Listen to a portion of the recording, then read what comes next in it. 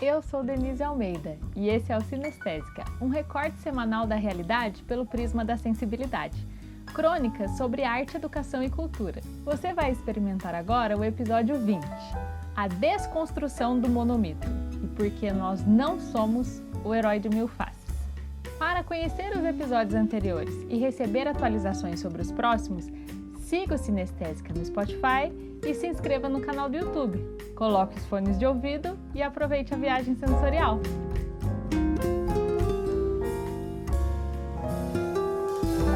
Sinestésica Podcast.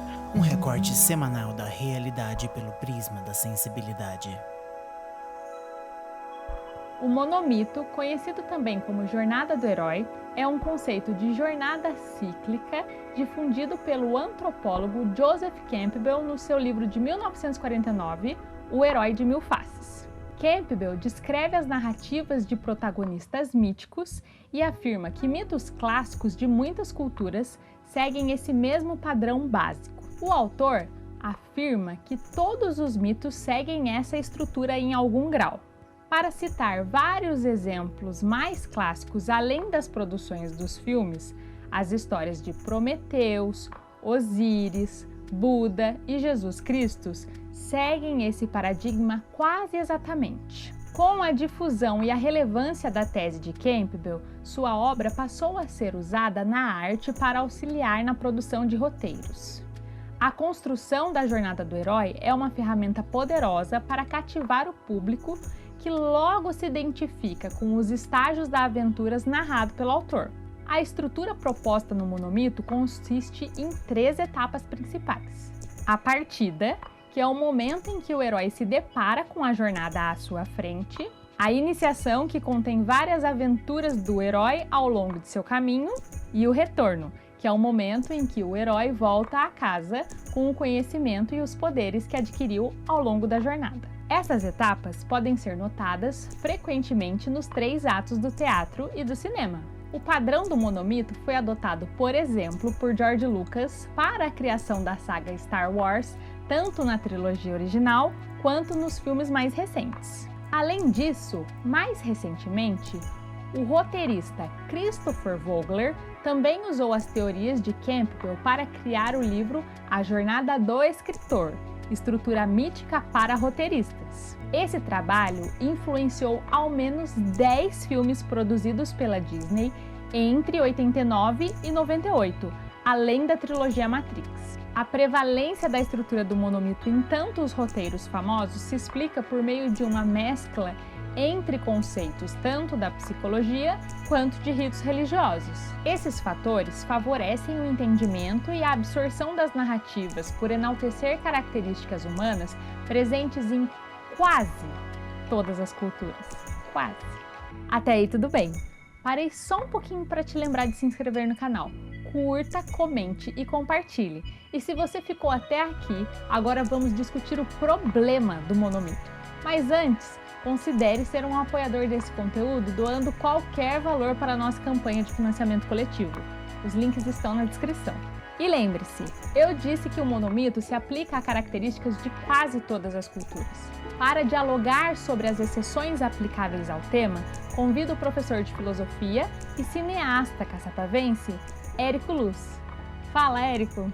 Então, Denise, existe uma discussão muito grande entre os roteiristas a respeito da jornada do herói. Porque, veja bem, se você pegar o cinema nos seus primórdios, muitos filmes são experimentos narrativos, né?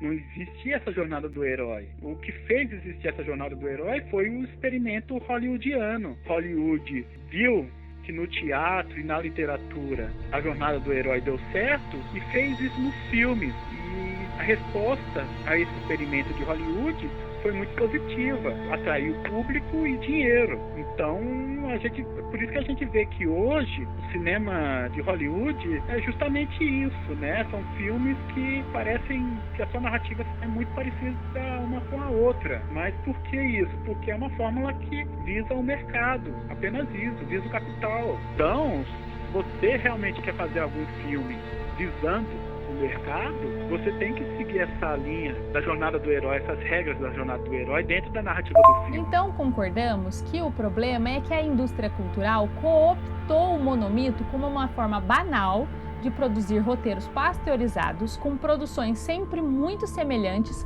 e com motivações pouco inovadoras. Isso não significa que o roteirista ele esteja obrigado a seguir essa jornada do herói. Muito pelo contrário. Se você pega os filmes de países africanos, de países asiáticos, de países europeus, até mesmo aqui de países da América Latina, eles não têm elemento nenhum na jornada do herói, a não ser aqueles filmes que queiram atingir o grande público, né, que tem essa linha mercadológica. Mas se você pega um filme mais alternativo, aqueles que nascem e morrem dentro de um festival de cinema, eles não têm jornada do herói nenhuma na sua narrativa, né? Eles são muito mais experimentos narrativos e estéticos do que exatamente algo que tem vestígios do cinema clássico de Hollywood, né, se é que podemos dizer assim. O que acontece? A gente tem que tomar um pouco de cuidado a respeito dessa jornada do herói dentro do cinema.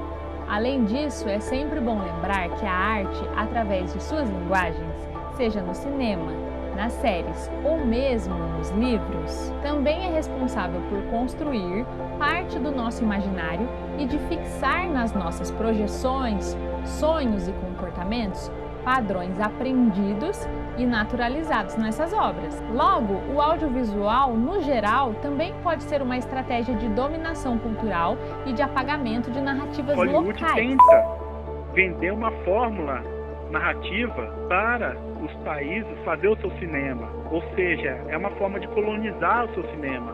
O cinema, por exemplo, brasileiro. Se a gente pegar os filmes brasileiros que atingem o grande público, né, principalmente aqueles filmes da Rede Globo, eles têm esse elemento da jornada do herói, essa narrativa hollywoodiana, que pode ser perigoso pra gente, porque é uma maneira dos Estados Unidos se impor perante o resto do mundo, né? Falar assim, você tem que fazer cinema assim, é assim que você tem que fazer, e é dessa narrativa que você tem que seguir. O que Campbell propôs através dos arquétipos e dos símbolos acabou se transformando em estereótipos previsíveis que muitas vezes reforçam padrões de gênero, de classe e de raça. Negar a influência da cultura e das obras que consumimos ao longo da vida é como negar o poder da educação. O que vemos, ouvimos e lemos são formas de projetar quem somos. Dessa maneira, o monomito acentua o privilégio da voz do protagonista branco, homem, jovem, nascido ao norte do globo e que tem seu ímpeto de desbravar territórios e tem poder de escolha para se fazer forte e autossuficiente na sua jornada pessoal. Eu penso o seguinte, no Brasil a gente tem que encontrar a nossa maneira de contar uma história, a gente deve ter a nossa própria maneira de narrar um filme, e a gente não precisa seguir essa linha de Hollywood. Nas palavras de Nelson Job, com essa padronização do imaginário, nunca tantos filmes tiveram à mercê do clichê, conduzindo a uma vida de clichê. O imaginário está colonizado pelo monomito, produzindo dele inúmeras novas versões, tanto na ficção quanto na sua extensão mais dura, a vida cotidiana. Pensar no monomito como algo eterno e imutável é um equívoco. As histórias se assemelham, mas suas diferenças no tempo nos dizem muito. Por isso, há uma necessidade muito contemporânea de descolonizar o olhar. Para isso, precisamos abrir mão de fórmulas pré-estabelecidas de contar histórias, encontrar uma maneira autêntica e regional de narrar a vida e construir novos espaços para a produção do audiovisual é necessário. Recontar quem nós somos nos nossos próprios filmes, séries e livros também é uma forma de construir o futuro. Os mitos são outros ao sul do Equador. Nossa cor, nossas raízes, nossos ângulos têm outros alcances. Somos compostos de outros desejos e necessidades. Descolonizar o imaginário é um grande passo para a autenticidade da arte e para a construção da identidade de um povo livre e autônomo. Obrigada por ouvir esse episódio até o fim. Esse conteúdo é mantido por uma campanha de financiamento coletivo. Faça parte dessa realização e receba conteúdos exclusivos. Siga o Cinestésica no Spotify e se inscreva no canal do YouTube. Curta, comente e compartilhe esse vídeo. Esse podcast foi editado por brucewilliam.com.br. Confira as referências na descrição.